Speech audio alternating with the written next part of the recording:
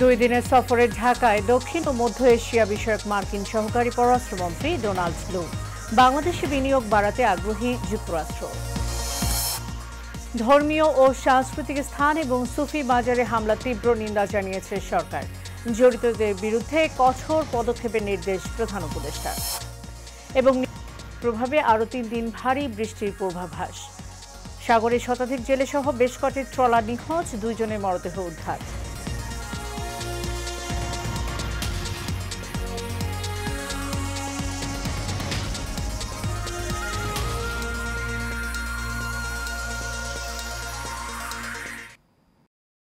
স্বাগত Asian prime নিউজে, সাথে আছে সাবরিনা জিয়া। এতক্ষণ শুনছিলেন বিআরবি কেবল ইন্ডাস্ট্রিজ লিমিটেড সংবাদ শিরোনাম। এবার চলে যাব পুরো খবরে। 2 দিনের সফরে দিল্লি হয়ে ঢাকায় এসেছেন মার্কিন যুক্তরাষ্ট্রের দক্ষিণ ও মধ্য এশিয়া বিষয়ক সহকারী পররাষ্ট্রমন্ত্রী ডোনাল্ড লু। বিকেলে তিনি ঢাকায় আসেন।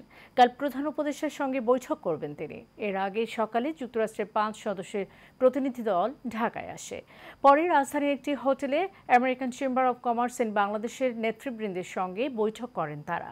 এই সময় তারা জানান, সঠিক অর্থনৈতিক সংস্কার হলে বাংলাদেশে উন্নয়ন সম্ভাবনার দ্বার উন্মোচনে বেসরকারি খাতে মার্কিন বাণিজ্য ও বিনিয়োগ সহায়তা বাড়বে। সঠিক অর্থনৈতিক সংস্কার করা হলে আমেরিকার বেসরকারি খাত বাণিজ্য ও বিনিয়োগের মাধ্যমে বাংলাদেশের উন্নয়ন সম্ভাবনার দ্বার উন্মোচনে সহায়তা করতে পারে বলেও জানান তারা।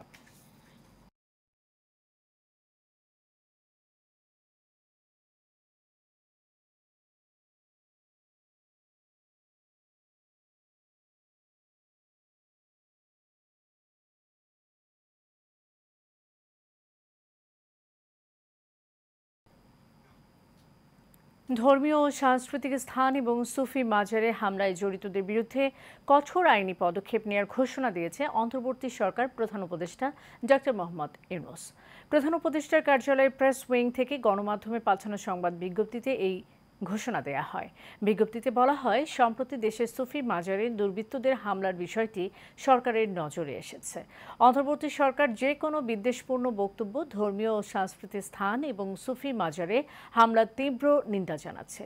হামলার সঙ্গে জড়িত অসাধু শক্তির বিরুদ্ধে কঠোর আইনগত ব্যবস্থা নিতে কাজ করছে সরকার। ধর্মীয় উপাসনালয় ও সাংস্কৃতিক স্থান রক্ষায় পর্যাপ্ত ব্যবস্থা নিতে আইনশৃঙ্খলা বাহিনীকে নির্দেশ দেওয়া হয়েছে।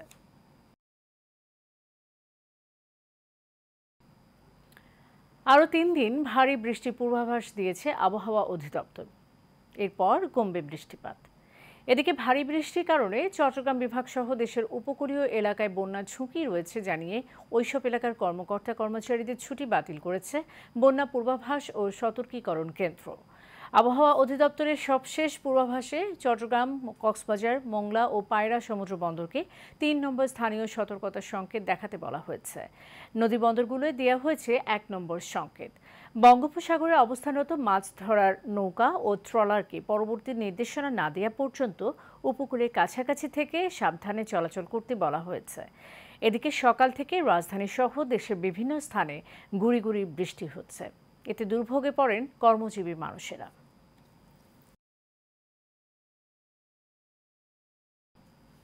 সাগরে ঝোড়ো হাওয়ার কবলে পড়ে কক্সবাজার উপকূলে মাছ ধরার ট্রলার ডুবির ঘটনা ঘটেছে। এ ঘটনায় এখন পর্যন্ত 2 জেলের মরদেহ উদ্ধার করা হয়েছে। কক্সবাজার ফিশিং ট্রলার মালিক সমিতির সম্পাদক দেলোয়ার হোসেন জানান, সাগরে সৃষ্ট নিম্নচাপের প্রভাবে বৈরী আবহাওয়ার কবলে পড়ে একটি ফিশিং ট্রলারে খোঁজ পাওয়া যাচ্ছে না। বেশ কজন জেলে নিখোঁজ রয়েছে বলেও জানান তিনি। এদিকে নোয়াখালীর দ্বীপ উপজেলায় হাতিয়ার মেঘনা নদীতে 10টি মাছ ধরার ট্রলার ডুবির ঘটনা ঘটেছে। এ সময় 18 জন জেলেকে জীবিত উদ্ধার করা হলেও 5টি ট্রলার সহ 8 জন মাঝি এখনও নিখোঁজ রয়েছেন বলে জানিয়েছে পুলিশ। এছাড়া 5টি ট্রলার নিখোঁজ রয়েছে। বরগুনায় সাগর থেকে কুলে ফিরে আসতে পারেনি 20 ট্রলার সহ প্রায় 3 শতাধিক জেলে। যত শক্তিশালী নির্বাচন কমিশন গঠন করা হোক না কেন, নির্দলীয় সরকার ছাড়া গ্রহণযোগ্য ভোট সম্ভব নয় বলে মন্তব্য করেছেন নির্বাচন বিশেষজ্ঞ ও রাজনীতিবিদরা। রাজধানীতে ডেমোক্রেসি ইন্টারন্যাশনাল আয়োজিত এক আলোচনা সভায় এমন মতামত উঠে আসে। এ সময় সুষ্ঠু ও নিরপেক্ষ নির্বাচন কমিশন নিয়োগ প্রক্রিয়া সরকারের প্রভাবমুক্ত রাখতে 5টি সুপারিশ করে ডেমোক্রেসি ইন্টারন্যাশনাল। এই মিতুর রিপোর্টে দেখুন বিস্তারিত। রাজধানীর গুলশানের একটি হোটেলে প্রধান নির্বাচন কমিশনার ও নির্বাচন কমিশনারদের নিয়োগ শীর্ষক এক পলিসি ডায়ালগ অনুষ্ঠানের আয়োজন করে বেসরকারি উন্নয়ন সংস্থা ডেমোক্রেসি ইন্টারন্যাশনাল, যেখানে নিজেদের মতামত জানাতে উপস্থিত ছিলেন দেশের প্রায় সকল রাজনৈতিক দলের প্রতিনিধি ও শিক্ষার্থীরা। আমাদের বাংলাদেশের কালচারে 5ই আগস্ট আসবে আমরা কতজন এখানে বসে ধারণা করেছিলাম। অনুষ্ঠানে নির্বাচন বিশেষজ্ঞ ও রাজনৈতিক দলের নেতারা বলেন, নির্বাচন কমিশন গঠন আইনটি ত্রুটিপূর্ণ। এই আইনের মাধ্যমে সার্চ কমিটি দিয়ে দলীয় সরকারের আনুগত্য নির্বাচন কমিশন গঠন করা হয়। যদি আমরা ওপেন করে দেই সার্চ কমিটিটা, যে রাজনৈতিক দলগুলো নাম দেখ, তাদের মধ্যে কোন দল কাদেরকে নাম দিচ্ছে সেই নামগুলো পাবলিক করা হোক, সেগুলোর উপরে এই ধরনের গোল টেবিল আলোচনার আয়োজন করা হোক, তাদের পক্ষে বিপক্ষে বিতর্ক হোক, তারপরে সেখান থেকে নাম নিয়ে আমরা সার্চ কমিটি গঠন করব। আমাদের কালচারের কথা মাথায় রেখে যদি আমরা গ্রহণযোগ্য একটা আপনার সার্চ কমিটি দিয়ে নির্বাচন কমিশনকে এম্পাওয়ার করে সামনে আগাতে পারি, তাহলে আমার মনে হয় আমরা আরো অনেক ভালো এবং আরো ট্যানজিবল এবং সাস্টেইনেবল সলিউশনস দিকে যেতে পারি। উন্মুক্ত ও স্বচ্ছ প্রক্রিয়ায় রাজনৈতিক সম্মতির মাধ্যমে নিরপেক্ষ ব্যক্তিকে নির্বাচন কমিশনার হিসেবে নিয়োগের প্রস্তাব দেন রাজনৈতিক দলের প্রতিনিধিরা। 20 বছর পর পর আমাদেরকে এরকম একটা রক্তক্ষয়ী পরিস্থিতি, লড়াই সংগ্রামে অবতীর্ণ হতে হচ্ছে। আমাদের দাবি আদায়, কাজে আমরা আর ওই দিকে যেতে চাই না, আমরা বাংলাদেশকে সামনে এগিয়ে নিতে চাই। তার জন্য সব রাজনৈতিক দলগুলোকে দেশ জাতির বৃহত্তর স্বার্থে এই পরিবর্তনগুলোতে একমত হওয়ার আহ্বান। নিয়োগপ্রাপ্ত ব্যক্তিরা কোনো একটা বিশেষ দলের প্রতি তাদের অনুগত থাকতে না হয়, এবং যখন তারা উভয় দল কর্তৃক নির্বাচিত অথবা অ্যাপয়েন্টেড হবেন, তখন তাদের পক্ষে অনেক বেশি স্বাধীনভাবে নিজেদের কাজ করা সম্ভব হবে। এ সময় নির্বাচন ব্যবস্থা সংস্কার কমিশনের প্রধান বদিউল আলম মজুমদার বলেন, রাজনৈতিক ঐক্যমত্যের ভিত্তিতে নির্বাচন কমিশন গঠন হওয়া উচিত। নির্বাচন কমিশন পোস্ট অফিস নয়, নির্বাচন কমিশন সাংবিধানিক প্রতিষ্ঠান, তাদের সাংবিধানিক স্বাধীন প্রতিষ্ঠান, এবং তাদেরকে অনেক সুরক্ষা দেওয়া হয়েছে, এবং তারা যেটা বলে যে তারা নির্বাচন করাই তাদের দায়িত্ব, কিন্তু আমি তো মনে করি তারা সংবিধান লঙ্ঘন করেছেন, সুস্পষ্টভাবে সংবিধান লঙ্ঘন করেছেন। যে আমাদের সংবিধানের একটা মৌলিক কাঠামো হইল গণতন্ত্র। আইন পরিবর্তনের তাগিদ দিয়ে বক্তারা জানান, রাজনৈতিক দলের সংস্কার ও সরকারের সদিচ্ছা ছাড়া সুষ্ঠু নির্বাচন সম্ভব নয়। বাংলাদেশে it is not possible, humanly not possible, যত ভালোই নির্বাচন কমিশন হোক, যখন সরকার থাকে, আর আমাদের অভ্যাস হচ্ছে সরকার থাকা মানে আমরা সরকারি লোক, সেই হিসাবে যদি ভালো নির্বাচন করতে হয় তাহলে আমার মনে হয় যে একটা ইন্টারিম ব্যবস্থা থাকতে হবে। সেটা আপনারা যদি কনস্টিটিউশন বলেন, bring it into constitution, whatever way it is, এটা has to be decided by the political parties, all political parties. HA. Mitu, Asian television, Dhaka. Awami League ছাড়াও আগামী জাতীয় নির্বাচন গ্রহণযোগ্য হবে বলে মন্তব্য করেছেন নির্বাচন ব্যবস্থা সংস্কার কমিশনের প্রধান বদিউল আলম মজুমদার। রাজধানী এফডিসিতে ডিবেট ফর ডেমোক্রেসির আয়োজনে গণতন্ত্র সুরক্ষায় রাষ্ট্র মেরামত এবং জাতীয় নির্বাচন শীর্ষক ছায়া সংসদ অনুষ্ঠানে প্রধান অতিথির বক্তব্যে একথা বলেন তিনি। বদিউল আলম মজুমদার বলেন, একতরফা ও মধ্যরাতে নির্বাচন করে আওয়ামী লীগ এই দেশের নির্বাচনী ব্যবস্থাকে সম্পূর্ণরূপে ধ্বংস করেছে। নির্বাচন ব্যবস্থা সংস্কারের কাজ শুরু হয়েছে জানিয়ে তিনি বলেন, আরপিও আইন ও নির্বাচন কমিশন নিয়োগ প্রক্রিয়া সংস্কারের প্রস্তাব দেয়া হবে।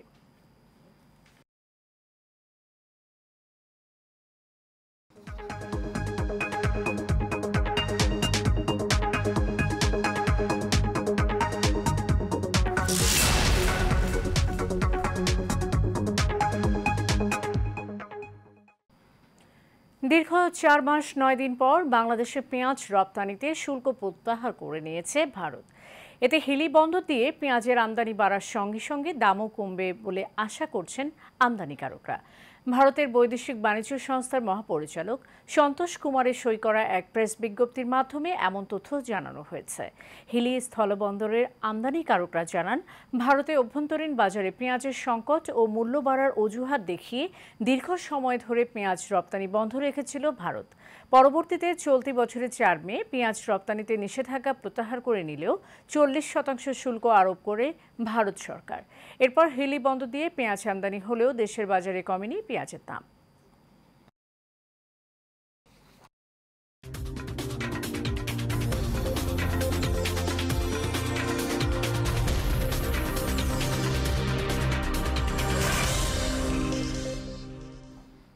খেলার খবর। ইংলিশ প্রিমিয়ার লিগের আর্থিক নিয়ম ভঙ্গের অভিযোগে ম্যানচেস্টার সিটির বিরুদ্ধে অবশেষে শুনানির দিন ধার্য হয়েছে।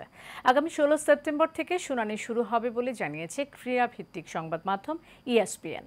তাদের বিরুদ্ধে রয়েছে 115টি আর্থিক অনিয়মের অভিযোগ। 2009-10 মৌসুমে আইন লঙ্ঘনের অভিযোগে 2023 সালে ফেব্রুয়ারিতে ম্যানচেস্টার সিটির বিরুদ্ধে করা অভিযোগ একটি স্বাধীন কমিশনের কাছে পাঠানো হয়।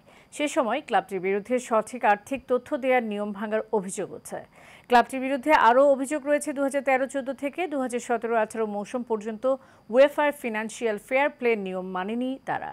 এছাড়া 2015-16 থেকে 2017-18 মৌসুম পর্যন্ত প্রিমিয়ার লিগের মুনাফা ও স্থায়িত্বের নিয়ম অনুসরণ করতেও ব্যর্থ হয়েছে এই ক্লাবটি।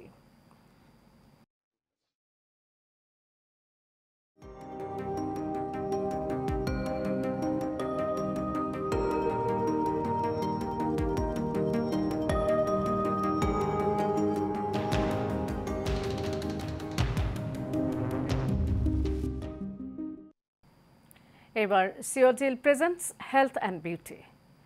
স্বাস্থ্য খাতে দীর্ঘদিনের জঞ্জালমুক্ত করতে কেবল শীর্ষ কয়েকজনের পরিবর্তন যথেষ্ট নয়, এ মন্তব্য করেছেন বিশেষজ্ঞরা।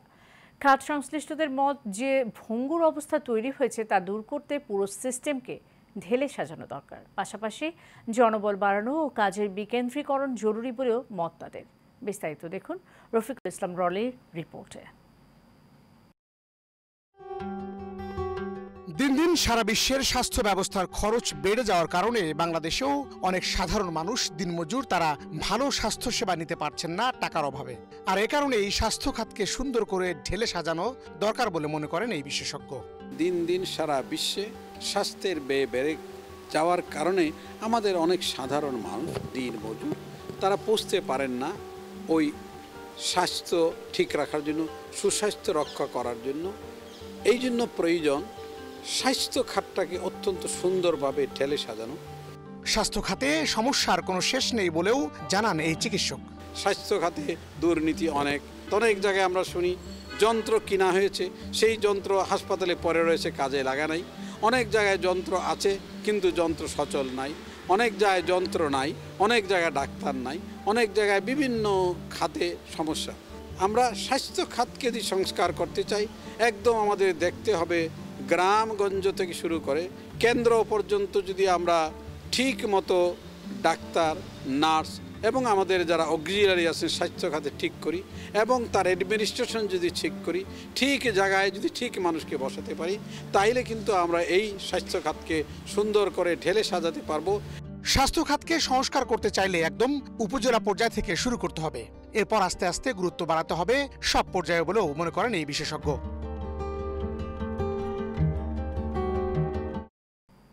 শেষ করব এশিয়ান প্রাইম নিউজ। যাওয়ার আগে বিআরবি কেবল ইন্ডাস্ট্রিজ লিমিটেড সংবাদ শিরোনাম জানিয়ে দেব আরও একবার। 2 দিনের সফরে ঢাকায় দক্ষিণ ও মধ্য এশিয়া বিষয়ক মার্কিন সহকারী পররাষ্ট্রমন্ত্রী ডোনাল্ড লু। বাংলাদেশে বিনিয়োগ বাড়াতে আগ্রহী যুক্তরাষ্ট্র। ধর্মীয় ও সাংস্কৃতিক স্থান এবং সুফি মাজারে হামলা তীব্র নিন্দা জানিয়েছে সরকার। জড়িতদের বিরুদ্ধে কঠোর পদক্ষেপের নির্দেশ প্রধান উপদেষ্টার। এবং নিম্নচাপের প্রভাবে আরও 3 দিন ভারী বৃষ্টির পূর্বাভাস। সাগরে শতাধিক জেলেসহ বেশ কটি ট্রলার নিখোঁজ, 2 জনের মরদেহ উদ্ধার। দর্শক, এশিয়ান প্রাইম নিউজ এ পর্যন্তই। পরের সংবাদ দেখার আমন্ত্রণ রইল। ধন্যবাদ সাথে থাকার জন্য।